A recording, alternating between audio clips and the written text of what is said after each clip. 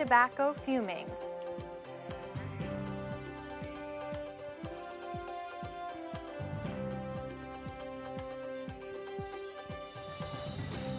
Plus, your Student Government Association is here and ready to improve the campus. We talked to them about their ideas and hopes for next year.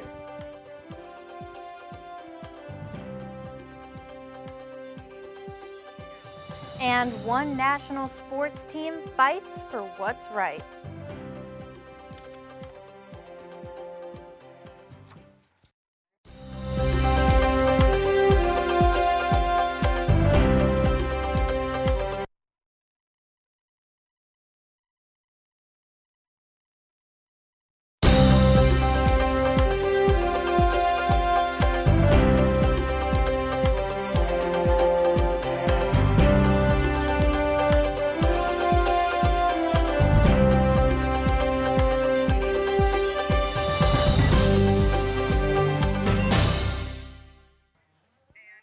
Good morning and welcome to Chapman News. I'm Monica Petruzzelli. And I'm Adam Mann.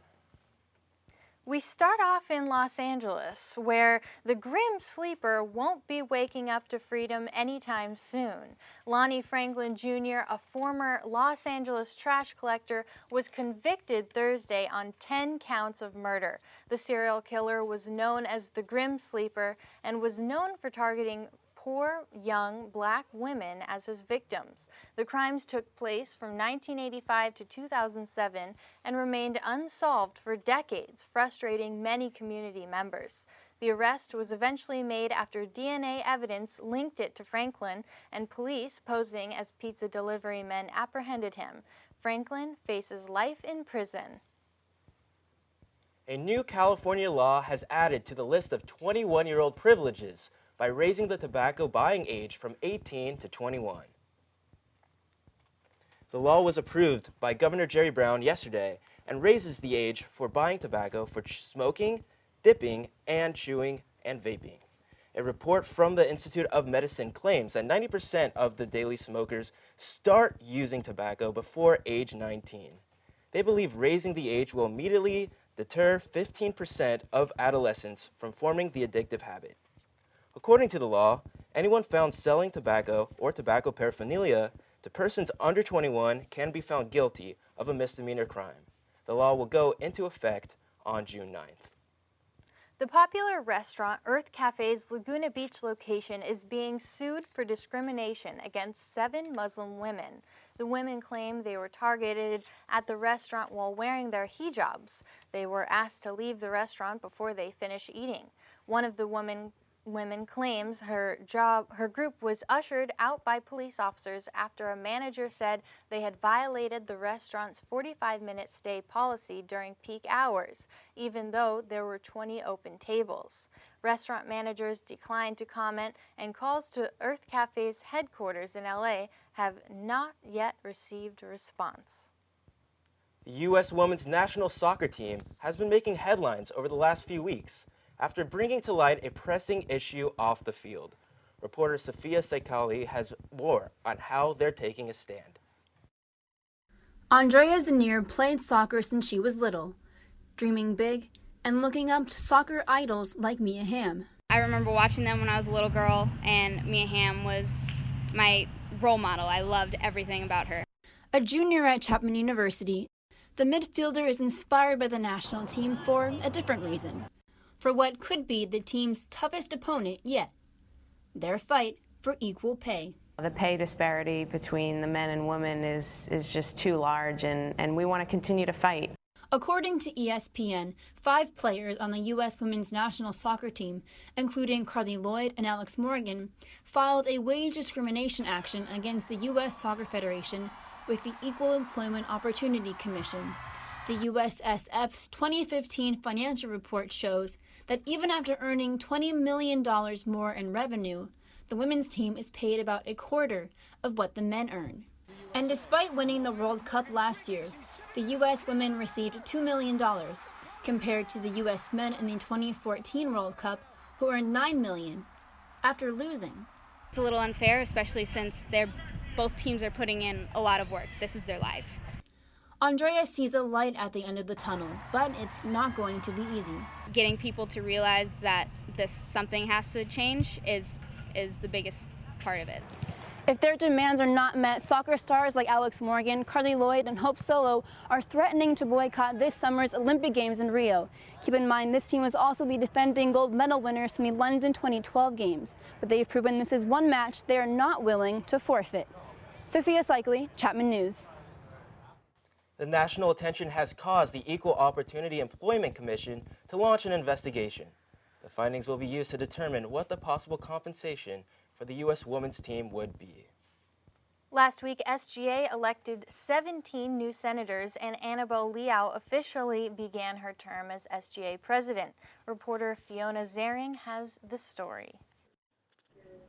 The Student Government Association met on Wednesday with our brand new Senate. Their first order of business was choosing a new speaker. Hey everyone, for those of you who don't know me. The election was run by Vice President Tyler Porterfield, who FaceTimed in from Italy. The Senate elected senior COPA Senator Tosh Turner to the position. All of the new senators are eager to get started working on their advocacies. Some of my goals this year, being in student government as a returner, last year I was the junior class senator and now I'm the senior class senator, is to continue my advocacy with hoping to get more funds allocated to the Student Psychological Services Center. Director of PR Madison Dewey is looking to create a better relationship between SGA and the student body. I think that a main goal for this upcoming year is to promote transparency, make sure that everyone really knows what's going on with SGA, and getting that out to the student body as best as we possibly can. Annabelle Liao has officially been sworn in as SGA president and is optimistic for the future. I'm going to try my best to listen and be responsive to the student body. And I have a lot of past experience working with administrators and students from different groups, advocating for changes and trying to make Chapman a better place. And I'm excited to continue that work just on a bigger platform now, just to try to make Chapman the best it can be. SGA still needs to elect a new Director of Elections and Director of Justice, which will take place this week. For Chapman News, I'm Fiona Zering. The new senators will be put into committees starting next week. And suddenly it was over. The race for the Republican nomination for president is now pretty much a done deal. One-time long shot Donald Trump will carry the GOP in hopes in November. Earlier this week, Ted Cruz and John Kasich both dropped out of the presidential race. And former California state senator and political consultant John Lewis joins us to talk about these developments. So thank you so much for coming. Yeah. It's my pleasure. Thank you. Yeah, thank you so much for being here. Can you tell us, what do you think this means for the Republican Party moving forward? Well, it's been a difficult period for the Republican Party. We've had a very contentious primary. It's going to take a lot of healing. I personally think that Donald Trump enters the race as a major underdog, and we'll have to see how things play out and how he conducts himself going forward. Now, do you think that the Republican Party, in a certain extent, perhaps became too liberal or progressed too quickly, and maybe a lot of the party's base has stayed true to the original values of the GOP?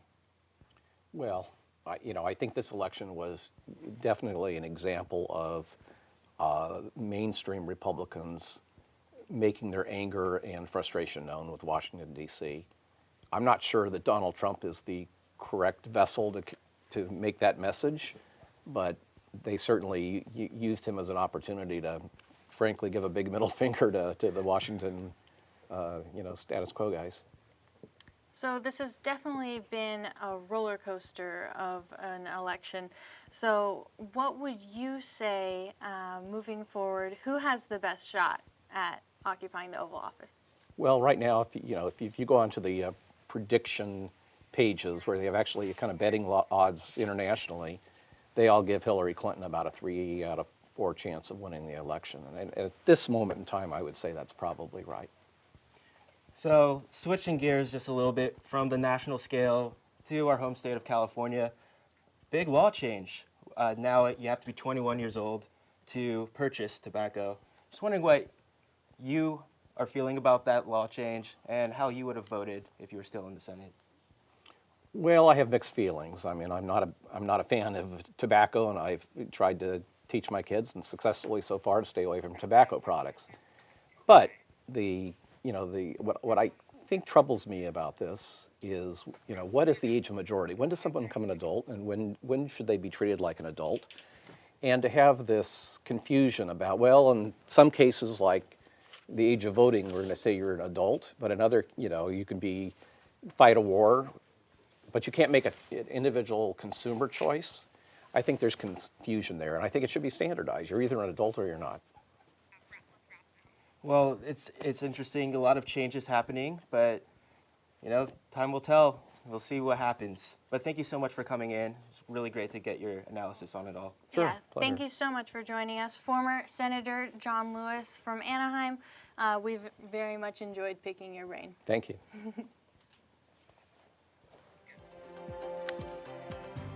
Coming up, every day is Pi Day as of Monday in the Orange Plaza. Plus, 40 years ago, he fronted the best-selling live album of all time. Rock legend Peter Frampton shows us the way. Don't worry, the world is not going to end. It's just a little rainy outside. Coming up after the break, I have your whole weekend forecast right here on Chapman News. Follow your dreams. Chapman University.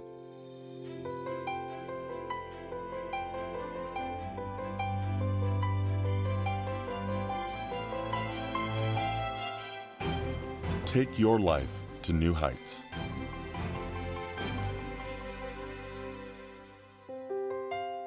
Chapman University. Invest your humanity. Lead. Follow your dreams. Chapman University. History, philosophy, peace studies, languages. Study abroad and explore the world. Become a global citizen.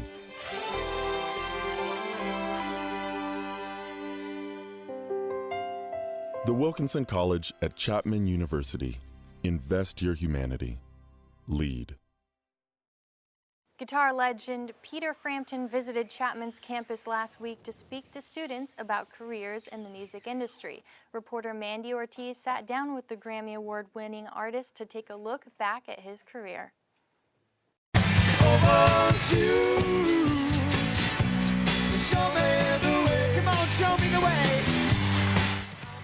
1977 at the Oakland Coliseum.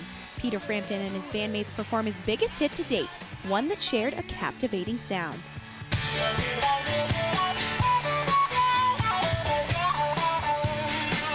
And I always thought, what is that? That's weird sound. I love that, I'm doing a session in London. It's actually for George Harrison.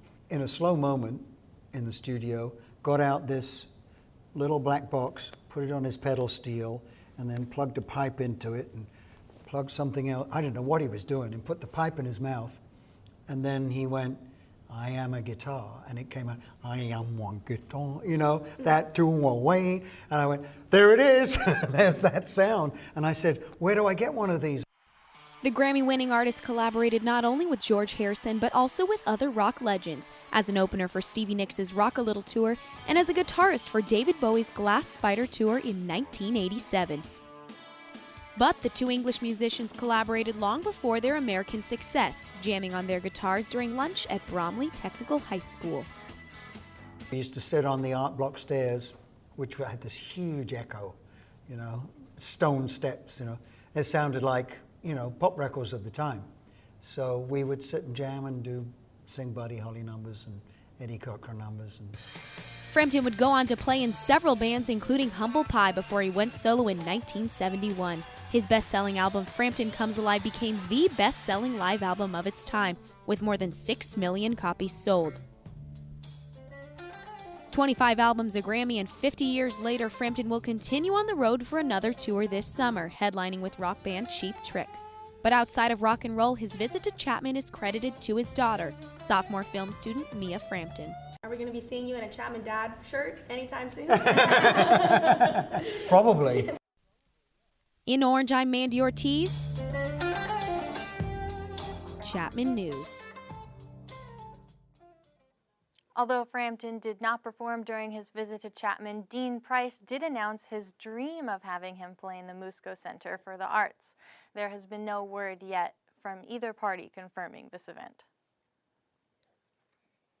In the past 2 weeks, 3 different restaurants have opened in the Old Town Circle, the most recent of which will have you pieing to get in. Nicole Renard has a story in just a second, but first, baseball season is now in full swing, and we're all ready for Peanuts and Cracker Jacks. But there's something you may not know about if you're a fan, and Maddie Bader went out in the field to investigate an important baseball legend. Tucked away in Anaheim in a small cemetery lies hundreds of grave markers. However, one is not like the others.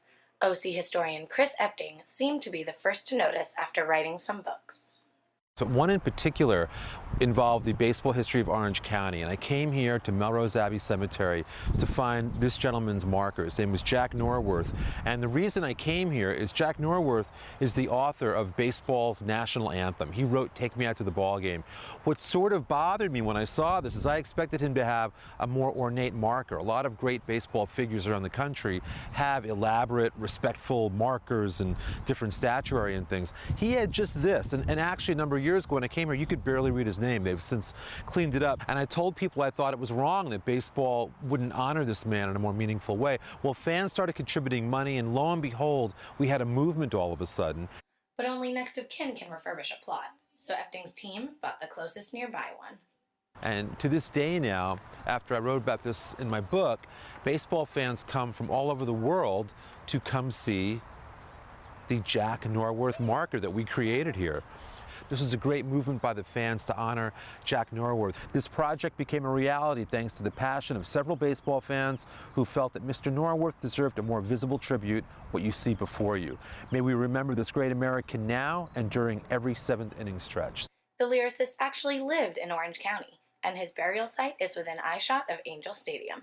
And we know the very famous songwriters, but a guy like Jack Norworth, you know, if we don't, as fans, do something like this, no one's ever going to remember him. So for me as a baseball fan, it's important to find those smaller stories and bring them to life so that fans, you know, hopefully in 100 years, some baseball fan can come here and go see the Angels and think, wow, that guy, this song's more than 200 years old, and he's memorialized right here in Anaheim. Jack Norworth had never even been to a baseball game when he wrote the song.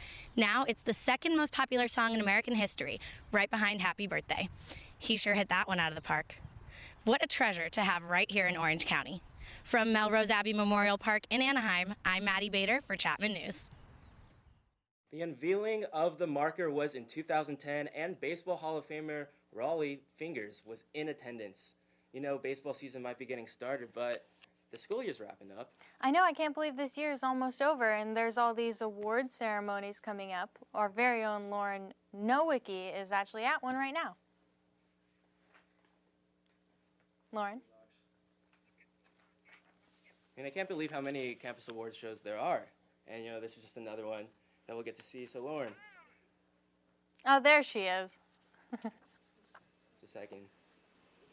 Yes, today at 2 p.m. is the 8th Annual Campus Leadership Awards. They'll be held in the Fish Interface Center and will be presented by Dean Price. These awards go out to outstanding members of all of the undergraduate classes, a freshman, sophomore, junior, and senior, as well as specific awards for graduating seniors. There's the Cheverton Award, which is the highest undergraduate honor that a student could receive, as well as the Peterson Award, which is the highest senior leadership award, the Huntington Award, which is given out to the senior with the most distinguished record of scholarly accomplishments, the Outstanding Diversity Leadership Award, and the DUP Award, which is given out to a senior who has the voluntary service for the Chapman community or the community at large. With me here, I have Tansu Phillips. She's a nominee for the Outstanding Senior Award. So how is it being nominated for this award? It's very exciting. I've spent 4 years at Chapman now working really hard to stay really involved and keep my academics up, and I feel like I've succeeded in doing that, and by being nominated, it's such an honor to have that recognized. What have you done in these last 4 years that you believe will make you stand out as a candidate for this award?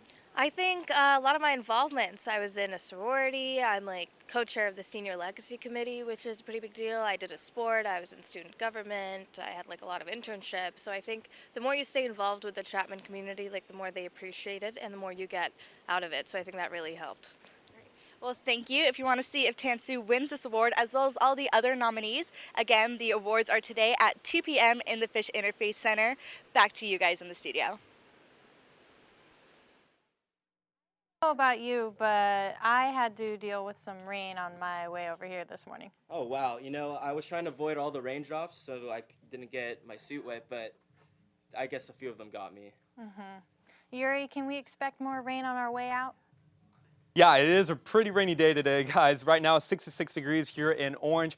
Winds coming in at 9 miles per hour, but I don't know about you guys. I'm a huge fan of this kind of weather. You know, we're really spoiled here in Southern California. We have sunshine all year round. Got to take days like these as a blessing. Now let's take a look here at our Orange County forecast. We have over here Westminster with 66 degrees, our beach city 65 in Newport Beach, 63 in Laguna Beach. Pretty stagnant weather pattern right here, all in the mid 60s. And of course, Mission Viejo with 64 degrees. Great temperature for you to go over to the shops of Mission Viejo and get your mothers a beautiful Mother's Day present. Now for the SoCal forecast, over here, Southern California, Santa Barbara with 62, Avalon 64. Again, same pattern of mid-60s temperature all throughout Southern California. And of course, if you're like me and you're looking for the cold, you might be thinking of hitting up Big Bear Lake this weekend. Right now, they're over here with 41 degrees, chances of rain overnight, and you know what that means. Might be a good snow day tomorrow for snowboarding and skiing. And I can't forget about our friends here in the desert in Palm Springs, 70 degrees. There is a thunderstorm warning for Palm Desert, so for you guys out there in the desert, beware. Let's take a look here for the 5-day outlook in the city of Orange. Again, the lows 54, pretty stagnant all the way through Tuesday, Saturday, and Sunday. Clear skies 67, 68. Cloudy skies actually. I'm so sorry. I really want clear skies for Mother's Day, but it's going to get better over there on Monday and Tuesday with lows 72, 73.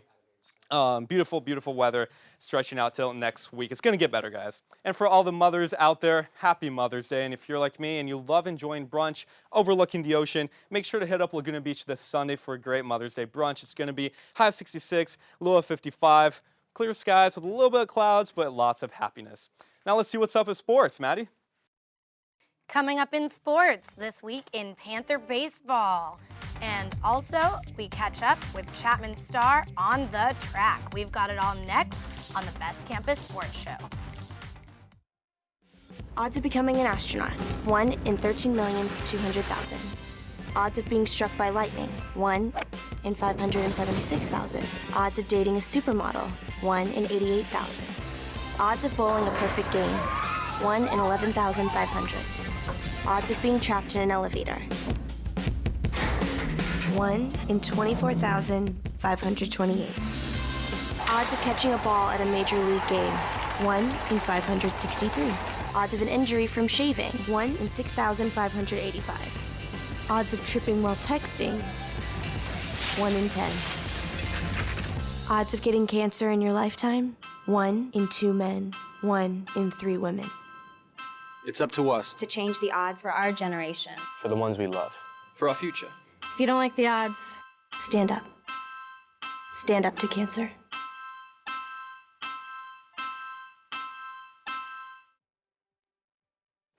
Welcome back. I'm Maddie Bader, here to host the Best Campus Sports Show. Let's get right to it. Chapman Baseball's regular season ended this weekend with a couple of games at home. Chapman took care of Redlands in Game 1. Let's see how they did in Game 2 against the Claremont Mud Scripts Stags. Jared Love leads things off with a pop fly that drops to center field, giving Chapman the early 1-0 lead. He makes it to second on a fielding error. Next inning, it is tied, but not for long because Connor Larkin, dual sport athlete single, gets the lead right back. Jared Love slides in safe, 2-1. Claremont picked it up in the fifth, a hit deep into right center field. That scores 2, and Mackenzie Smith sprints all the way to third. They're still down 1. But the Stags weren't done yet. The next batter, Trey Smith, wanted to get in on the action, sending that one over the wall. That's Smith's 5th home run this season. Stags gain the lead 5-4. but it was short-lived. Next half inning, Chapman's Gavin Blodgett. What you can do, I can do better. This one's a 3-run home run. Chapman regains the lead and keeps it. Chapman goes on to win the game 10-8. New recruit, 5-year-old Carter Ankeny enjoyed the win just as much as anybody else. He is so cute. Carter and the Panthers are headed to the SCIAC tournament as the number 3 seed, facing Cal Lutheran today. We talked to Gavin Blodgett and Coach Scott Laverty about how they will tackle the playoffs. It kind of resets now, playoff time, and the game's going to be a lot different. We're pretty confident we can put up runs and shut down their offense, so that's really what we're looking to do, just play Chapman baseball. I like our chances. I really like the way we're playing. We knew that we could get to this point even after our slow start with injuries and different things like that. We knew that we could get to where we are here and continue to pitch and play defense. That'll be the key for us. Each week, Chapman University selects an athlete to honor for their outstanding accomplishments. This week, reporter Ellie Newby caught up with Mitchell Bolden. This week's Athlete of the Week is track and field star Mitchell Bolden, who personally brought in 10 points for his team from the SCIAC Championships this past weekend. We didn't do too great. I think we scored 12 points for the championship, and I think the champion scored like over 150. Bolden is a junior kinesiology major at Chapman and the first track athlete to make it on the podium for the Panthers. Bolden brought the heat and broke his personal record when he placed second in the long jump with a leap of 6.95 meters, and he's hoping to break that record again in his senior year. Next year, get first in that long jump. I was so close, and then just place higher in the 100-meter and the 4x1. Mitchell is planning on staying here for the summer where he has a sports rehab internship, and he'll be working out at the gym in his off days to prepare for next year's season. Reporting from Wilson Field, I'm Ellie Newby, Chapman News. We'll be sure to keep track of Bolden's final season next year. Spring athletics are winding down here at Chapman, and all SCIAC teams are now being released. Chapman junior Brian Wise from the golf team was picked as a first-team All-SCIAC. He's the first Chapman men's golfer in history to be awarded first-team all-conference honors. The Panthers softball team landed 2 players on all-SCIAC lists, with senior Lisa Perez receiving first-team honors and freshman Annalisa Ruff earning a spot on second team. Women's water polo also had 2 honorees. Senior Allison Quincy got first-team recognition, while junior Emily Fong earned her spot on the second team. Congratulations to each of the honorees. Well, we are all hyped up on the LA Rams, but now there's another kind of football on the rise in Los Angeles. Reporter Ben Weiner has the latest update on LA's newest stadium development. The newest MLS expansion team, LAFC, or Los Angeles Football Club, is slated to start play in 2 years, but their new $250 million stadium near downtown LA has yet to break ground. Here at Exposition Park in front of the Los Angeles Memorial Sports Arena, and this place all has to be demolished and ready to go for LAFC's new home by March of 2018. The demolition can't begin until LAFC gets one more step of approval from the City Council and LA Mayor Eric Garcetti. President Tom Penn was optimistic when asked about where they stand in the whole process. We're still on track on the approval process. We've had great public and political support, and we anticipate being before the City Council in the very near future. Local residents near Exposition Park are just as optimistic about the team and the stadium as Penn. It's going to look good. It'll look good next to the Coliseum. Giant sports fan bases here, and I'm sure that they will support. There'll be people to support the soccer. With just under 2 years to go for Tom Penn and LAFC, they need to keep a clean sheet in order to meet their goals. Reporting for Chapman News, I'm Ben Weiner. LAFC is slated to have that final approval meeting with City Council within the next couple of months. And, ending in the American football world, the LA Kiss has added a game to their home schedule after canceling a game in Portland. The game will be this upcoming Monday, and tickets are free to the general public and will be given out on a first-come, first-served basis. That's all we have in sports for you this week. Thanks for watching the Best Campus Sports Show. My friend Justin Gillerman is in the Entertainment Center this week. What's going on this week, Justin? Thanks, Maddie. This week in entertainment, we've got all the stagecoach footage you know you want to see, and a look at Chapman alum who's streaming his way to the top. You're watching Chapman News. Wow.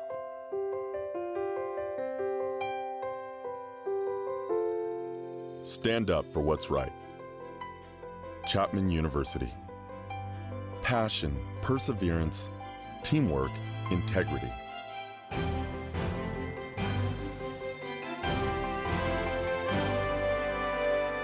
Create value in the world. The School of Law at Chapman University. Lead.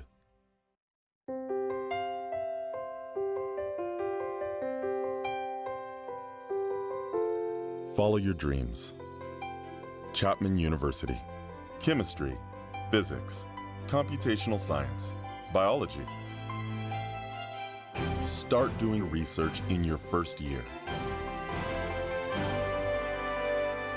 Soar to new heights. The Schmid College of Science at Chapman University. Explore. Welcome back, everyone. Now, myself, alongside country music lovers from all over, raced their way to Indio, California last weekend for Country Music Festival Stagecoach. There were plenty of cowboy hats, cowboy boots, actually not bad weather, and of course, country music's biggest stars. Friday night opened up with a big performance by Sam Hunt, who had a little help bringing out rap artist G-Eazy and the Dogfather himself, Snoop Dogg.